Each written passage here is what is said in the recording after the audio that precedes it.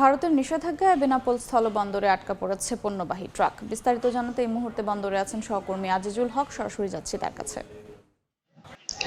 প্রতি বছর ভারত বাংলাদেশের মধ্যে প্রায় 16 মার্কিন বিলিয়ন ডলারের বাণিজ্য হয়ে থাকে।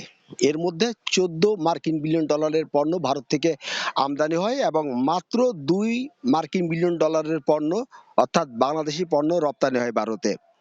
বাংলাদেশে মোট 24টি স্থলবন্দর আছে। এর মধ্যে 16টি স্থলবন্দরের সাথে ভারতের সাথে আমদানি এবং রপ্তানি বাণিজ্য হয়ে থাকে। তবে যোগাযোগ ব্যবস্থা সহজ হওয়ার কারণে সবচেয়ে বেশি বাণিজ্য হয় বেনাপোল এবং ভারতের পেট্টাপোল বন্দরের মধ্যে। পরিসংখ্যান বলছে এই বাণিজ্যের পরিমাণ প্রায় 80%। তবে হঠাৎ করে গতকাল অর্থাৎ যে সমস্ত পণ্য বাংলাদেশ থেকে ভারতে রপ্তানি হয় এর মধ্যে বড় একটি অংশ রয়েছে কিন্তু গার্মেন্ট শিল্পের তৈরি পোশাক সহ বিভিন্ন পণ্য।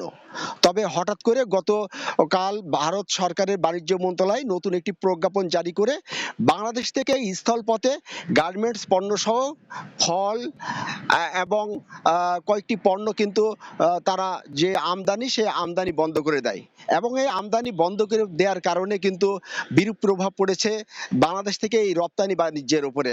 বেনাপোল বন্দরে এই মুহূর্তে প্রায় 50 থেকে 70টি ট্রাক ভারতে রপ্তানির উদ্দেশ্যে দাঁড়িয়ে আছে কিন্তু বলে আমরা জানতে পারি। আমরা কথা বলেছি স্থানীয় ব্যবসায়ীদের সাথে, তারা আমাদেরকে যেটি জানিয়েছেন যে নিষেধাজ্ঞা জারির আগে যে সমস্ত রপ্তানি পণ্যবাহী ট্রাক বেনাপোল বন্দর এসেছে সে সমস্ত ট্রাক কিন্তু ভারতে রপ্তানির সুযোগ থাকছে। তবে নতুন করে যে সমস্ত পণ্যবাহী ট্রাক বেনাপোল বন্দরে আসবে এ সমস্ত পণ্যবাহী ট্রাক কিন্তু আজ থেকে বেনাপোল বন্দর দিয়ে ভারতে ঢুকতে পারবে না।